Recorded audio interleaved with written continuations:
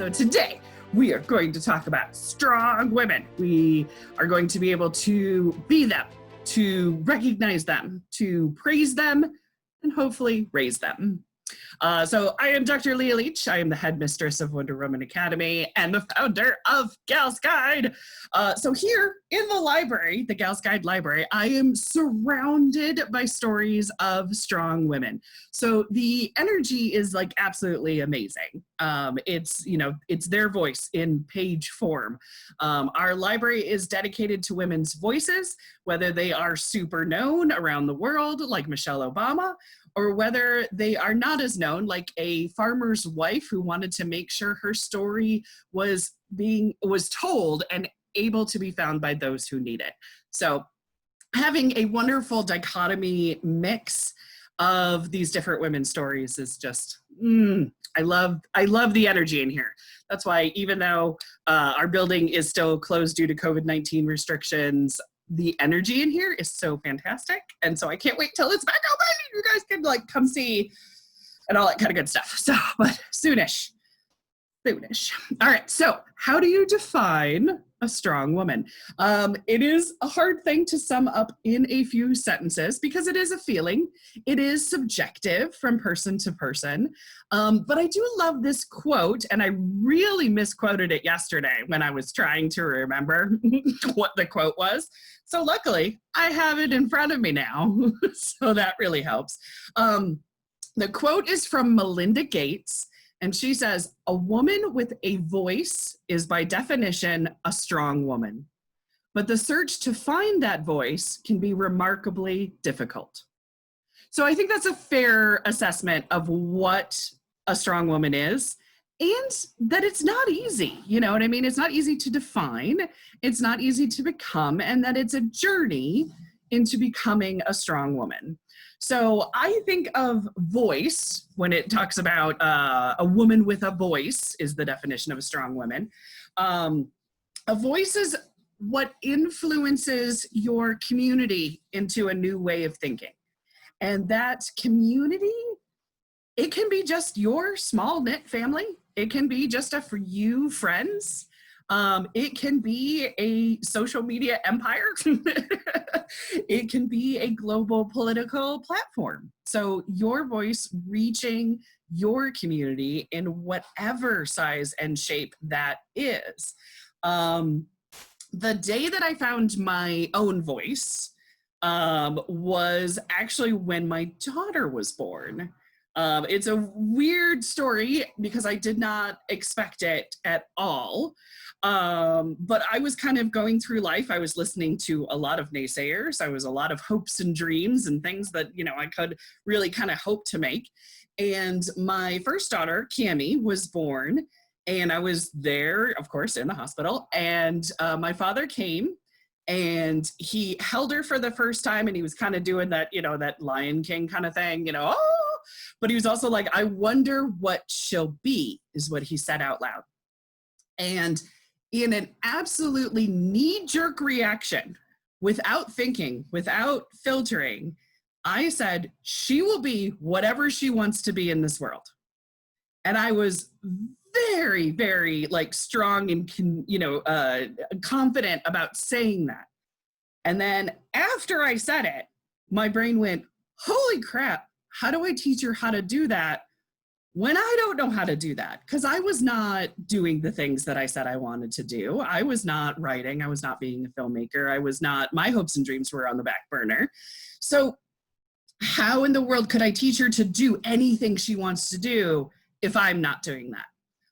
So because of her, I started making movies. I started doing the thing that I said I was always going to do, to be a role model. So if she could see it, she could be it. And not necessarily a filmmaker, but just fighting for your dreams. You know what I mean? You have to go out there and you have to work it. You have to make it happen. So your voice doesn't have to reach the whole world. It really doesn't. It only needs to find the people that need it. And by putting it out there, by putting out, those seeds of ideas and that energy, you will help one person or enlighten one person into a new way of thinking And it might be life-changing for that one person. And then they might go on and tell others, and it's ripples and ripples. So it doesn't have to reach the whole world. You never know how far your reach is. But if you love any bit of 6 degrees of separation, we are only 6 degrees, 6 people away from knowing everybody in the entire world. And if you've ever played the Kevin Bacon game of 6 degrees of separation, it's quite fun. As a movie geek, that is something that I do love to play. I was much better at it up until I think 2000. And then any movie Kevin Bacon has done after that, I totally forgot. So how do you find that voice resonating within passion, resonating within your bliss? I am a big proponent of Joseph Campbell, who talks about finding your bliss, the power of myth. My first recommendation, and I will say I have 3 recommendations, and I suggest doing all 3 of these.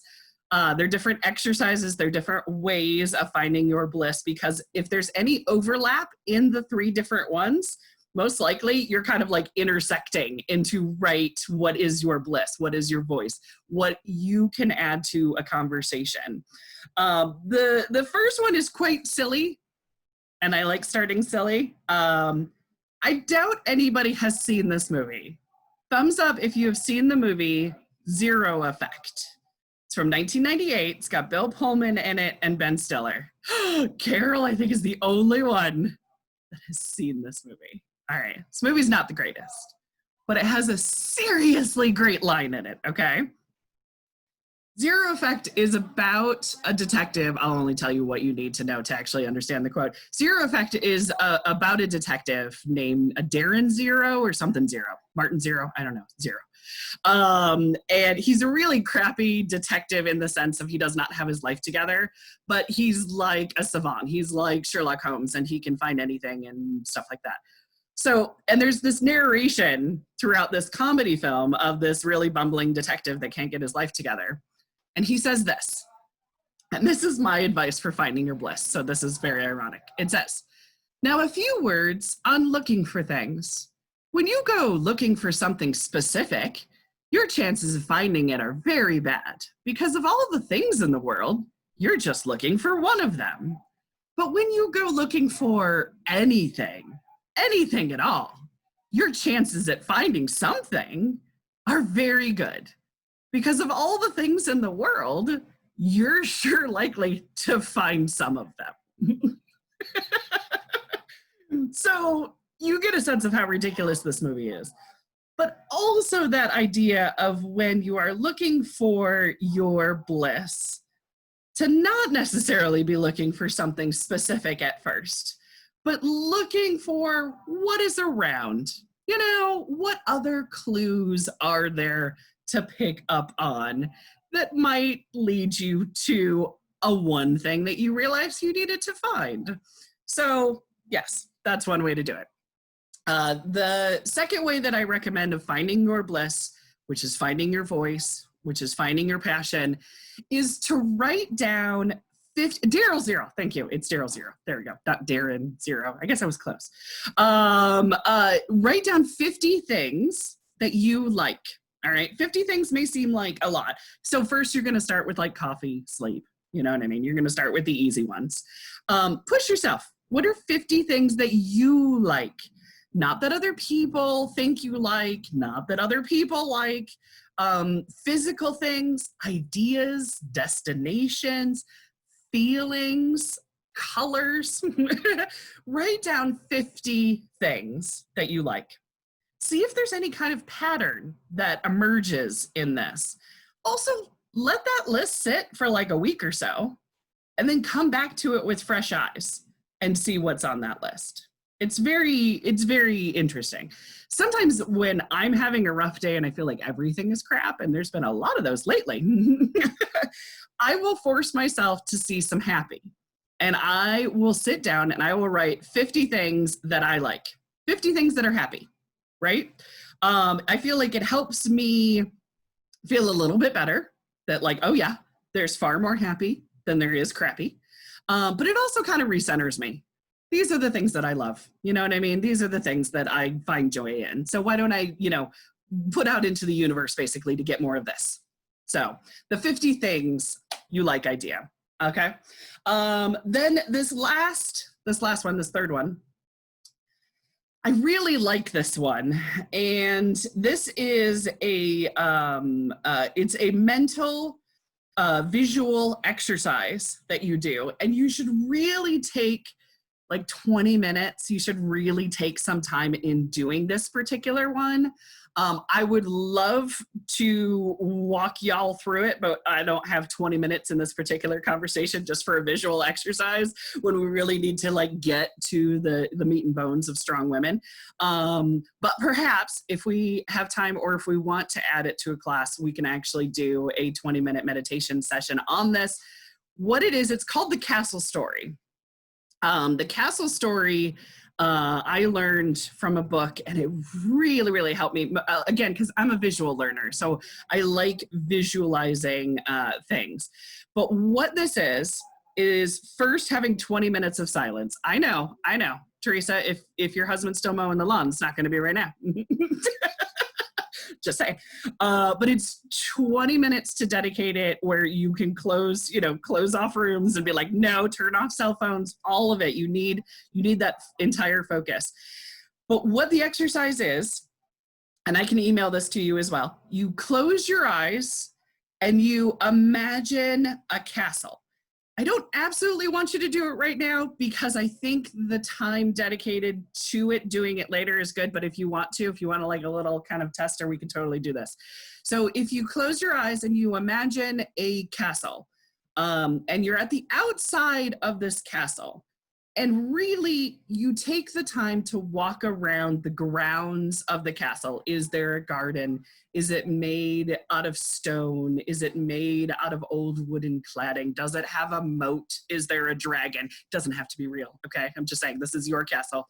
But you take the time to kind of walk around the grounds to picture each detail of this castle, the architecture, the landscape, the surroundings, everything. And when you are ready, you walk inside this castle, all right?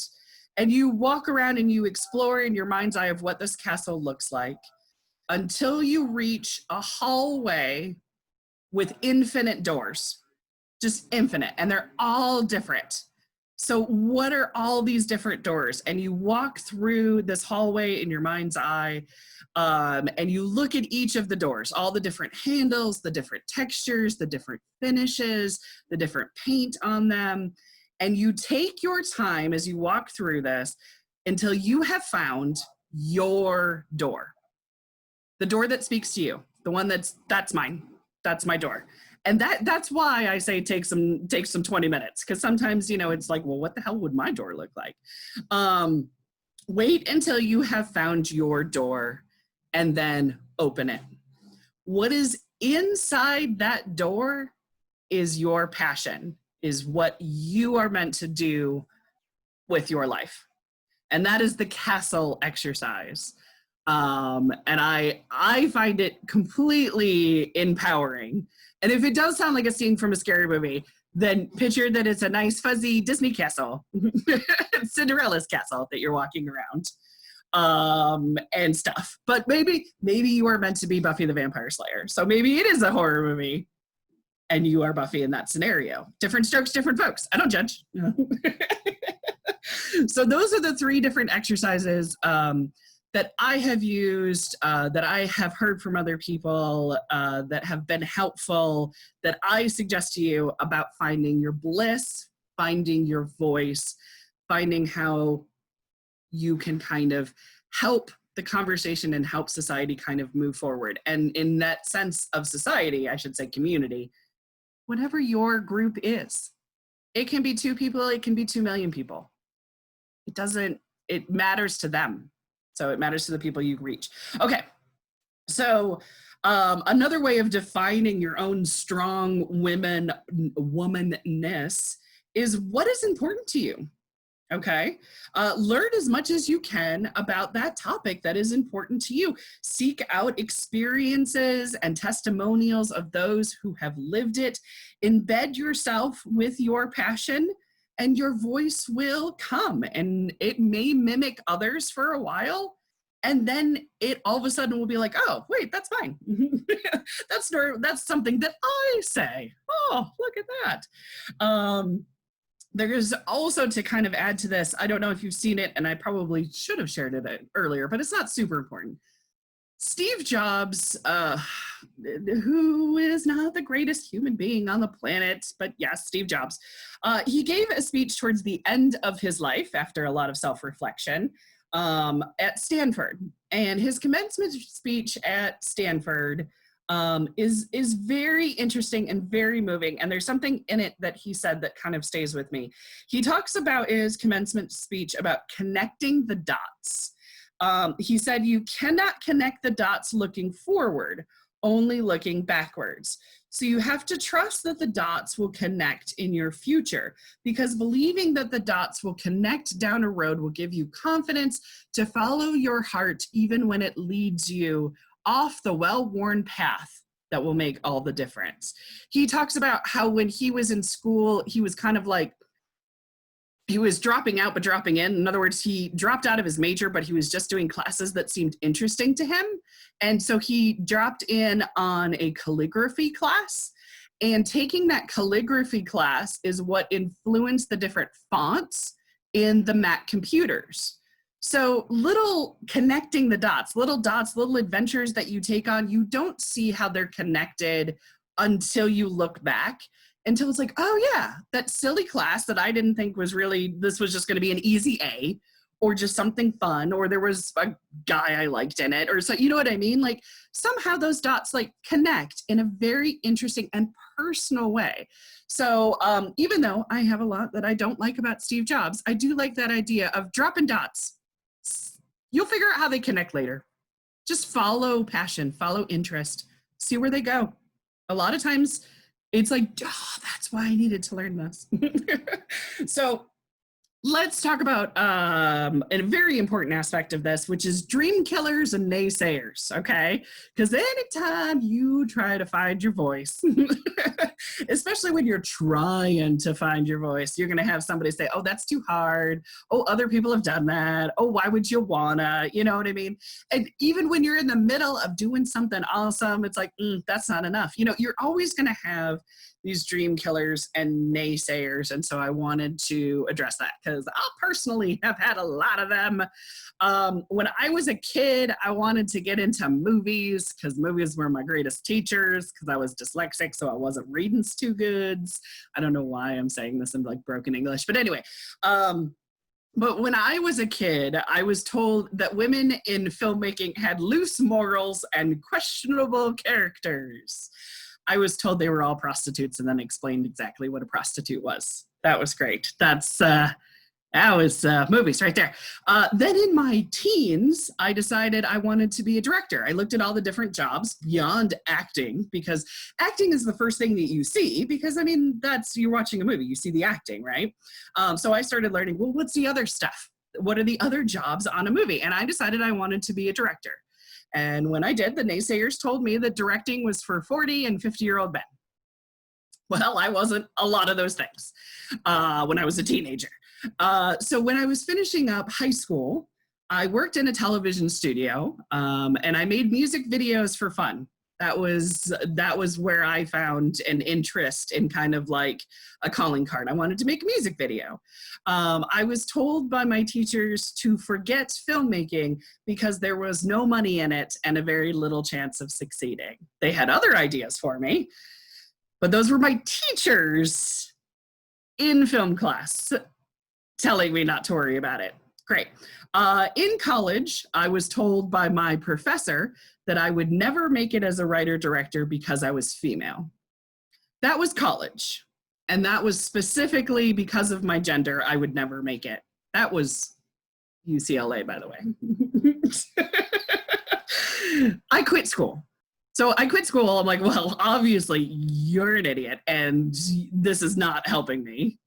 So I call it then the years the naysayers won. I had like, it was enough. Like that was, I'm like, fine. All right, fine. Y'all win. Congratulations. You know, you all won. And then my daughter was born. And that's the story I had kind of at the top of this, right? Where my father's holding her up and saying, I wonder what she'll be. And I said, she'll be whatever she wants to be. And I wanted to be a filmmaker. I wanted to be in the movies. I wanted to tell stories.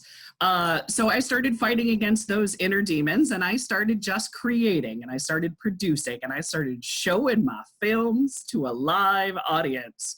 And a weird thing happened at the first public screening of a film that I made. No one showed up to arrest me and put me in dream jail. No one showed up and said, hey, you can't do this. It was quite interesting. There was no handcuffs. There was no, hey, she's a woman, get her out. So I made more. I just kept doing it. I put myself out there to the film community. I took inspiration from my daughter and strived to make more films about female characters. So that at the very end of whenever all of this ended, I could say, hey, you know, I made some films about strong female characters. At least I tried to figure out what that was. And, you know, I tried, so, you know, my daughter can try. It doesn't have to be filmmaking. It can be anything. Just try. But it started quietly in the film world, around networking functions and film festivals and message boards, going, who the hell does she think she is? This was before people started branding people as SJWs, social justice warriors, whatever. So on my early film sets, I was harassed and I was undermined on set, and I got really good at like sucking it up and being thick-skinned about it. It all changed when I was asked to give a presentation at a university of what it's like for female directors. I got harassed before I even gave the talk. Like, they put it on their schedule and I started getting harassment. It was things like, how dare you say it's any different for a female director than it is for a male director? You don't know what you're talking about. This was before I even said a word to about it. I was like ready for tomatoes. Like I arrived in something that I knew I could clean easily, basically. I was ready for it. I think actually at the end of the talk, I said, thank you for not bringing tomatoes, because I expected you to. So yeah, but guess what? They didn't throw tomatoes. They didn't arrest me and put me in dream jail, which I was still waiting for. Men and women came out to hear me talk about growing up and hearing that this wasn't for me. And being able to shadow that and relate it to a lot of stories in Hollywood of other female directors who had heard the same, and how female directors were a lot of the creators of film before it started making money. So I explained that once film started making money, the women who created it, like Alice Guy Blanchet and Lois Weber, were kicked out, and then they were written out of history. Because Hollywood's a thing and D.W. Griffith's an ass. But I will not go on a Louis B. Mayer rant, I promise. So I was asked to give more talks, and then I was asked to host a podcast. I kept speaking out about the importance of women in film so that more women would be hired, more women would create things, but more important, so a woman in the audience who always worried that there was not a place for her at a film festival, at a film forum, that she felt that there was a place at the table for her and that somebody was fighting for her for that place. So the most public harassment and naysayers that I got was when I dared to offer a counter opinion on a guy who refused to offer Ghostbusters. I had 75 harassing emails in the course of a week. Yeah, 7 days. That was fun. I turned off the comments eventually because I'm like, okay, this is like way too much. Because it started spreading to other videos too. But it was mostly about how horrible I looked and how I shouldn't speak. That was kind of what it was. But I tried to have a really like good sense of humor about it. I even thanked a guy who said I looked like a whale, because I assumed he was a distinguished looking gentleman himself and thought that whales were very cute. So I tried to be funny about it. So you do need to be thick-skinned. You do need to pick your battles. You're also just going to have in your life with naysayers and dream killers, those who don't like you because you remind them of someone they don't like, okay?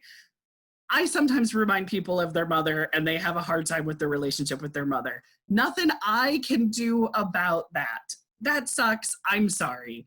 if sometimes I remind people of their sister, and again, they don't have a great relationship with their sister, it's not me. You know what I mean? Like that sort of thing happens. So don't worry. You're not going to win them over. They're not your audience. They're not your fans. They're probably not really, going to be your trust friends. Yeah, exactly. So that's on them. Don't worry about it. Okay. But understand that will happen. And those are ones like, that's cool. That's on you.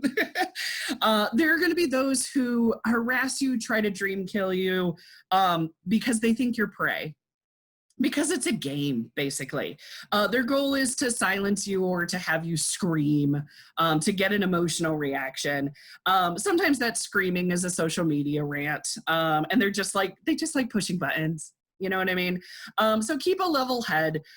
Trust that those who really know you, who are there for you in the real world, they see through the bullying right away. And they're just, it's not that they're not coming to your aid, it's that let them dig that hole. Like, I'm just going to get the popcorn and water. Like, don't respond. Just let them live in that vacuum.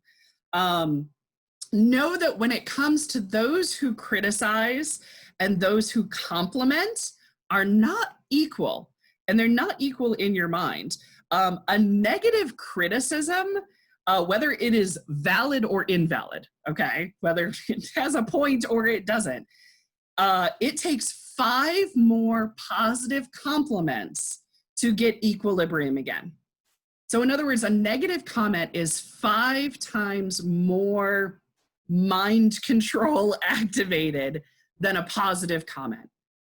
You need to hear that you're pretty 5 times after I don't really like that outfit today. You know what I mean? Like, that's the equilibrium. I wish negativity didn't have more weight to it, but it does. And understanding that it has more weight to it is like, okay, all right, cool. I'm gonna need to process this. So all of this is it's easy to say, but it's hard to do in practice of not listening to naysayers. Just saying, oh, just don't listen to them. I mean, it's very easy to say, but it is hard to do in practice. Realize the people that you know in real life and the people you know online. What is the separation of church and state there? Know that 9 times out of 10, a naysayer is somebody who didn't go after their own dreams, and they're unconsciously putting their crap on you. They don't want you to go after your dreams because it consciously or subconsciously reminds them that they didn't go after their dreams. So that, again, is their own crap that they're dealing with. So, yeah.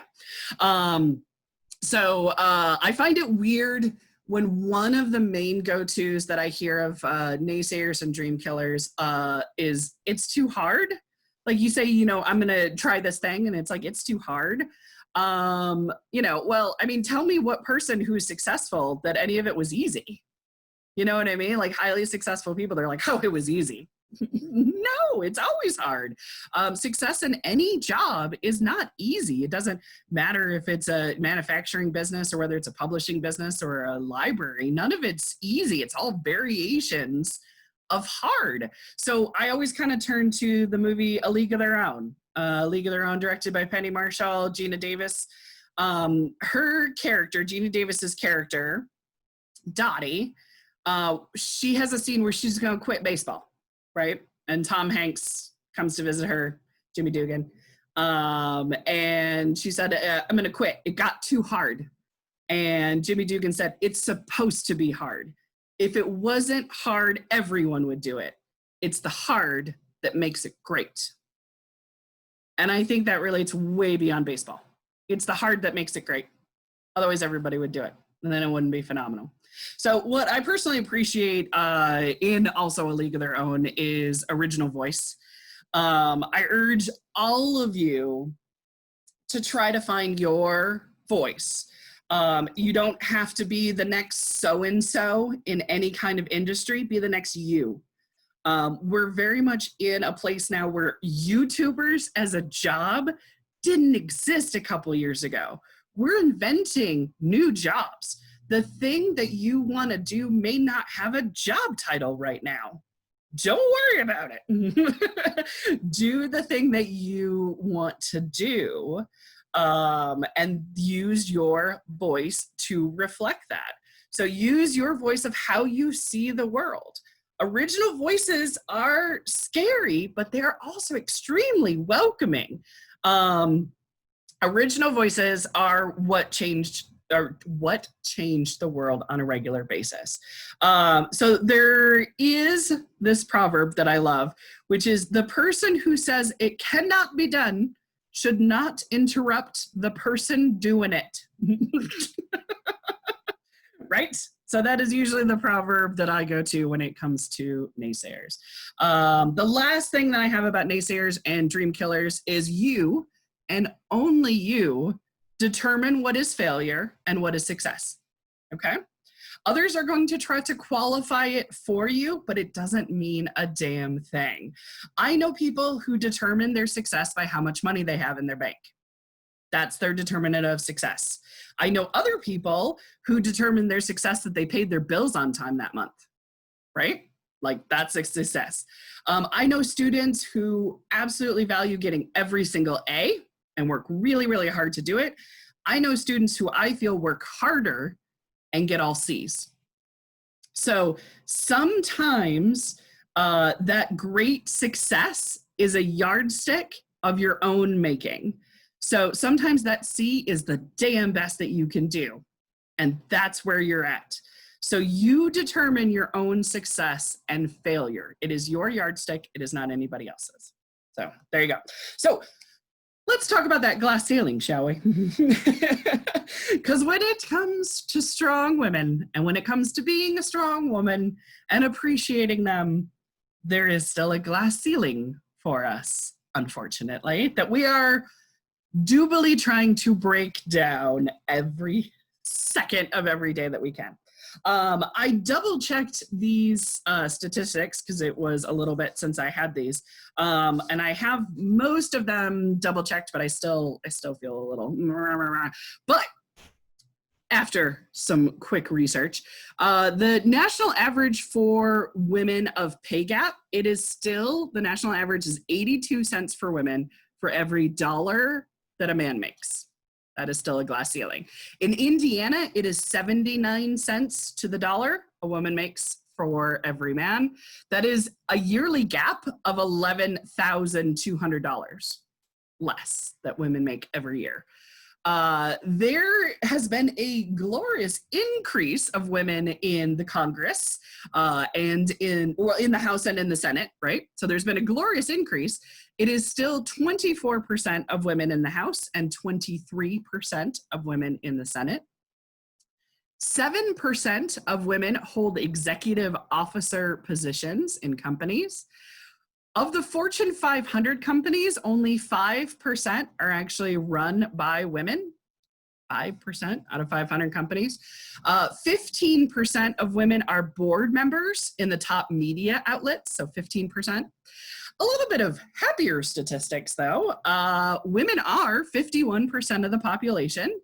They are 47% of the workforce. 57% of us are college graduates. And 41% of women are the breadwinners in the family. The interesting thing for me and for power, and where I believe a lot of women have found their power, is in consumer spending and consumer purchases. And that's not to say that we're just really good at shopping, y'all. What it is we have influence. 85% of all consumer purchases, from cars to healthcare to insurance, are made by women. They're the main deciders on where the money gets spent and what company they buy it from. That's $7 trillion in the United States of buying power that women have. And so when a company is being shady and women come together and say, I'm not buying it, they listen because they know that we talk to people who have names. No, sorry, I'm going to the Bechdel test on that one. So interesting, right? So here are 10 tips that I have for staying a strong woman, becoming a strong woman, or recognizing another strong woman in your life. The first is follow your bliss or find your voice. And we've been talking about how to do that, you know what I mean? And how to reassess that too, because, you know, your life changes. Chemically, your body changes. So it's always a good time to recenter and to refocus and to reestablish what is your bliss. And when you have your bliss, how can I use my voice to continue my bliss and to help others? Number 2, don't listen to dream killers. Again, it's an easy sentence to have. It's harder to do, but don't listen to dream killers. Surround yourself with people and purpose. I really think your squad, the people you surround yourself with, really makes a difference. It really does. It's, you know, it's not just an echo chamber of people who believe in you, but at the same time, it's people who believe in you so much that they're going to tell you when it's like, that doesn't make sense, honey. No. That's a waste of your time and effort. You know what I mean? It's having those strong people around you. To see your friends doing stuff makes you want to do stuff. It's not a competition. We all can succeed. There's room for everybody. So what is it, Hamilton? If you guys have been into Hamilton lately, the world is wide enough. That's one of the big lessons. The world is wide enough for all of us. Number 4, educate yourself. Seek out ideas beyond party lines, beyond religions that you practice, beyond regions where you live and backgrounds where you have grown up. There is something amazing you can learn from everyone, and you can learn more stuff from people who are different from you because your brain's not so much comparing it to your ownness. You know what I mean? There's that separation there. Think out of the box, propel change. That's who propels change, is people who think out of the box. Number 5, embrace that you will not please everyone. You just won't, and it's totally fine. There are the people who don't like you because you remind them of somebody else. Again, you know, that's on them. That's their problem.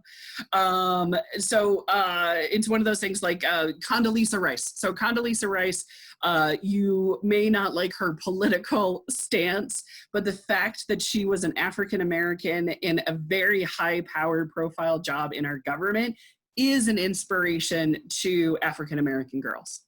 So, you know what I mean? It's one of those things where you may not agree with policies, but at the same time, it matters. It matters differently to somebody else, and understanding you're not going to please everybody. Stand your ground. So, I mean, Rosa Parks is always a great example of that, even though she was not the first one to do it. It's fine. It's totally fine. This is what's irritating when you know a little bit too much about history. You're like, yeah, no, Rosa Parks is great. A lot of people did it before her. A lot of people were arrested before her, but it's okay. It's really important. That's the one the history books remember. But after witnessing and experiencing racism in her town, she started working with the NAACP. She paid for her ticket. She sat in that front row of the open section where there was no whites coming in. And once a bus driver asked her to move, she refused and she was arrested.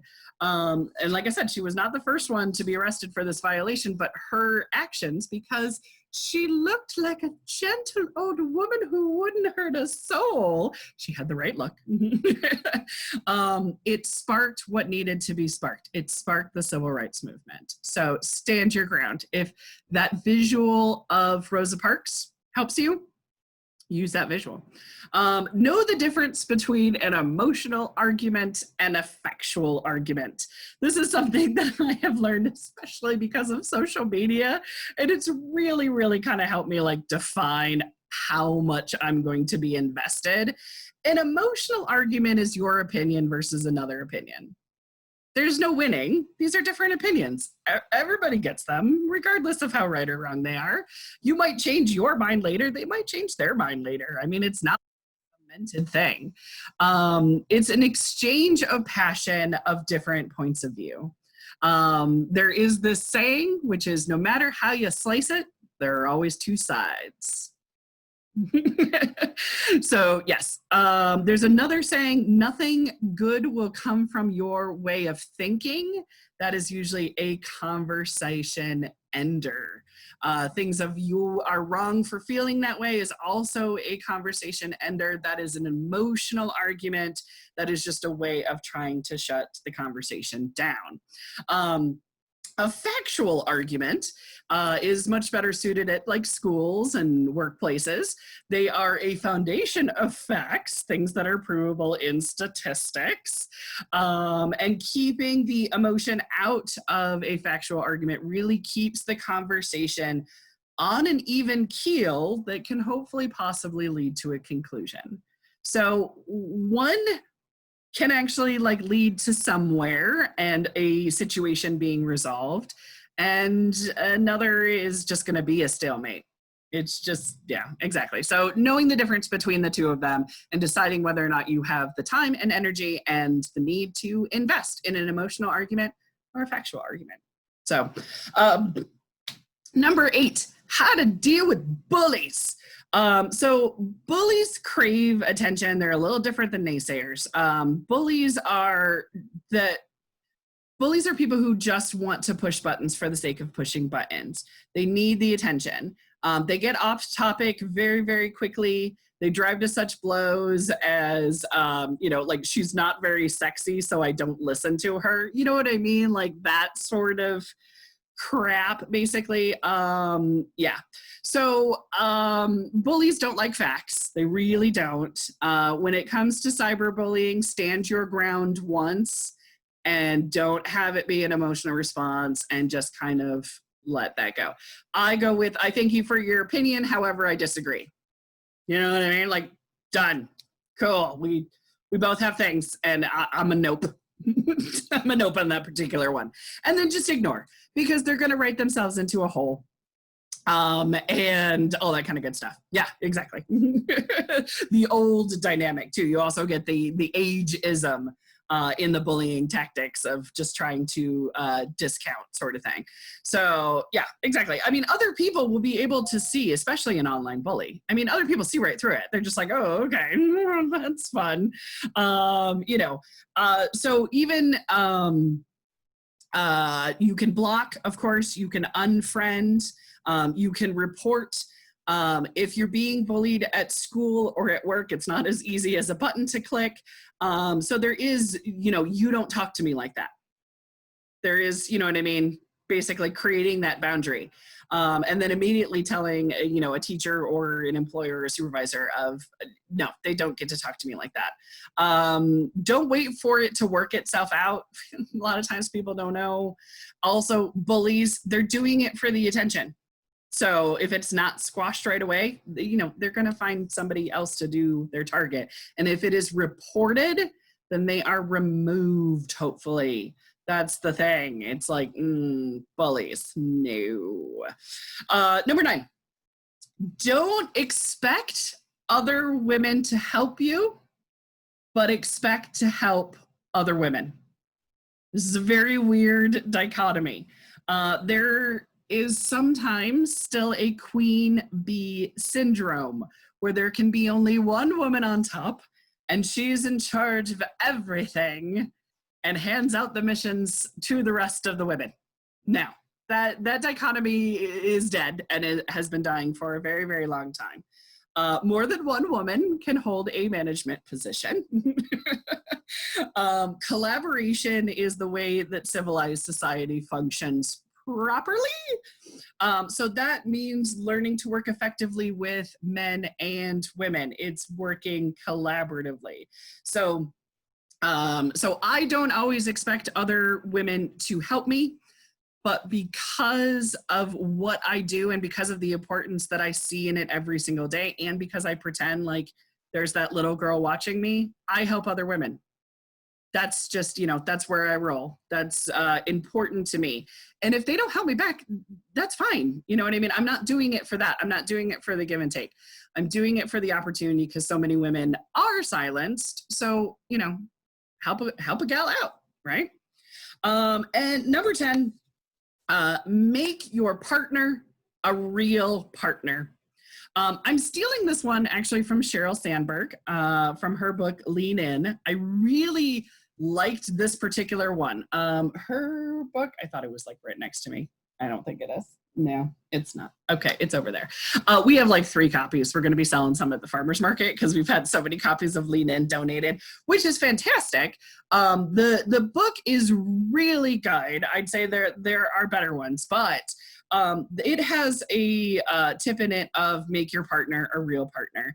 And it's finding a partner that is a real partner that shares your values, that shares responsibilities, that shares household duties, that shares financial responsibilities. Your common interests and even your common goals are going to change throughout your life together. But working as a team, working as partners is the foundation that really I have seen for the strength and longevity. I've been married 21 years now.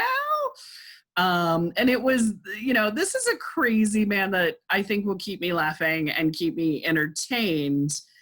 And we have the same values of things right now. And I hope that these things don't change. And they haven't. So, yeah. So look for partners in your real lives to succeed. So yes. Okay. And then because I wasn't super sure of how long this would be, I had examples of strong women of history. But at the same time, I think that's a lot of what this class and the O'Hara Training Academy class were of strong women of history. We have talked about Nichelle Nichols. We have talked about Sister Rosetta Tharpe. Hedy Lamarr had her strengths and weaknesses, was not perfect. But yes, so we have talked about different strong women of history. So what I wanted to do is I wanted to take these last 10 minutes and I wanted to open it up for questions and a dialogue of what you think strong women are to you, what advice you would have about building your strong womanness, what has worked for you, what has not worked for you, etc. So because it takes a village and it's one of those things where what works for one may not work for another. So I want to have definitely a diverse look at it. So go ahead and open up those microphones and we'll talk about it.